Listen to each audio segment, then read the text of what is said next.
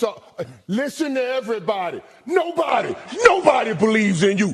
What are you prepared to do about it? Don't let no one come into your house, take your meal, do what you need to do today. I'm not nervous. I'm just telling you. Yuki Tabata, what do you have for me?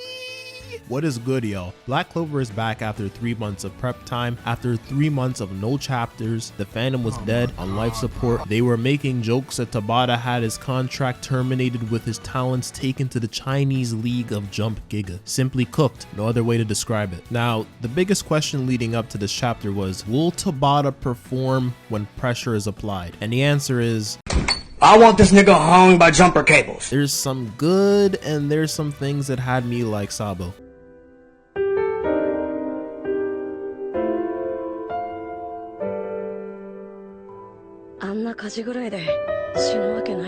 But I'll get into that. Before I even dive into the chapter, I just want to say thank you to Tabata for 2 color pages and for making the art for the Jump Giga cover. It kind of sucks that after 3 months we only get 28 pages of content, but to do a magazine cover alongside 2 color pages, especially with how detailed the spread is taking into this man's health, I'll let it cook. I'm not going to complain that much because Lord have mercy, this Infinity War style thread is insane. When the clean version of this drops, lives will be changed. At that point, I'd have to make a poster version of that myself because that needs to be hung on a wall. Now, the most interesting thing about this color page is that Lisita and Aljamelik are facing away compared to everyone else, so something might be brewing there. I know the Astaroth theories are still floating around, so there might be some evidence to push that agenda. Regardless, the color page is amazing. Now on to the chapter. I have a lot of things to say. First off, it's cool to see that we are continuing where we left off last time with Asta and Yuno facing off against the Lucius clones, which is now a 4v2. The spread of Asta and Yuno one-shotting the clones in the next chapter is going to hit because my agenda of Asta using a Zaten slash to destroy the clones needs to happen.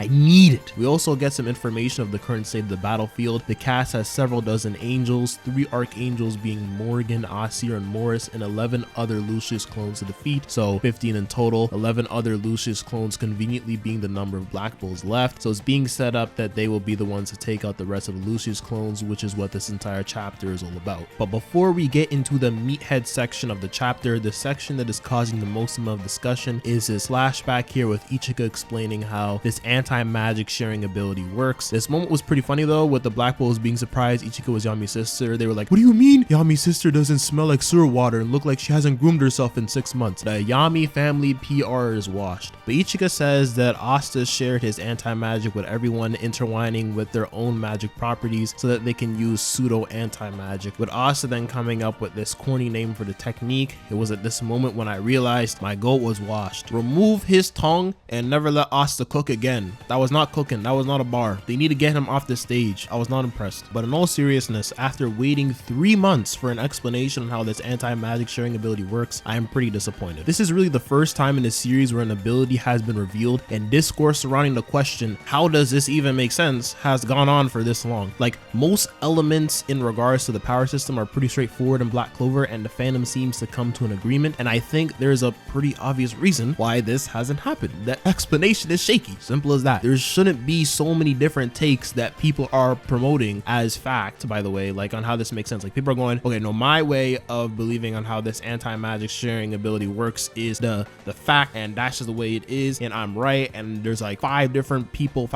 people just giving all their different takes on how this works and believing it's all fact, because I'm seeing people in the community go along and say like, this is my headcanon on how anti-magic sharing makes sense. And at that point I start to scratch my head, because that means the author did not do a good job in explaining the information to the reader, or it simply doesn't make sense, or this is something that is going to be elaborated on further if we get a potential Astaroth appear like people are expecting, and he gives us a whole bunch of lore on anti-magic. But I hope to God the characters in the story who seem to understand what is happening here know what they are talking about. So truthfully, I feel this might be old explanation we get in regards to anti-magic sharing situation, but regardless of this situation making sense or not, I feel this power up for the Black Bulls is pretty lame. At its core, it's really just a here nigga damn, here you go power up. I feel Tabata has always found unique ways to give characters power ups, the Magna versus Dante fight being a prime example of that. And if you follow me on Twitter, you know for the past few days I've been in debates about this chapter. A common argument is that this chapter is no different than the standard teamwork done in the series, the Lucifero fight and the Veto fight being an example, and I would agree that is teamwork. But with Asa pretty much giving the Black Bulls a get out of jail free card so they can be on the same level of the Angels and Lucius clones feels crazy. It's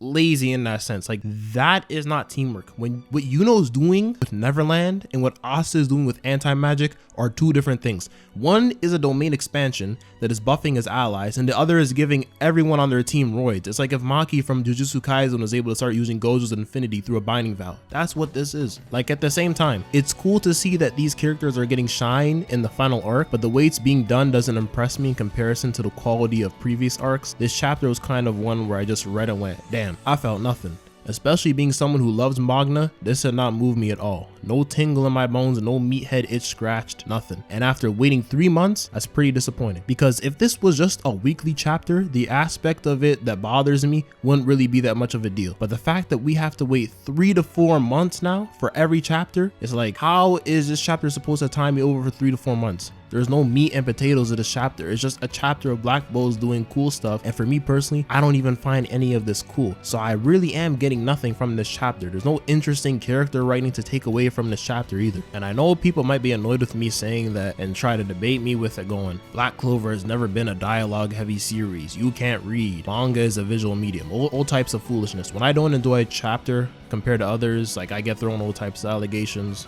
I'm used to it. They're gonna tell me local, you're a hater, all types of stuff. But let's be so serious with ourselves right now. After 2 to 3 weeks, unless we start getting more news, the Black Clover fandom is going to die again. This chapter is not holding people over for 3 months. It's not. The only thing from this chapter that is keeping discussion alive is if this anti-magic sharing stuff is good or not. That says a lot. What deep, long discussion are we going to have about Luck and Magna's dynamic through this chapter? Crickets. You are surviving off Popeye's biscuits for 3 months. That's what you're doing. There's nothing there. That's what you're surviving on for 3 months. I can't right now. You're cooked. You're cooked. You got nothing. It's sad. It's funny, but it's sad. On a positive note though, I do like that there are limitations to this ability. Only 1 or 2 big attacks because the pool of anti-magic is limited. But then you have a character like Charmy here, who theoretically could use black food magic and just replenish the Black Bull's anti-magic, which would negate the whole point of this limitation in the first place. And that's not me hating or anything. That is just something that could genuinely happen, and with the way things are going currently, makes sense. I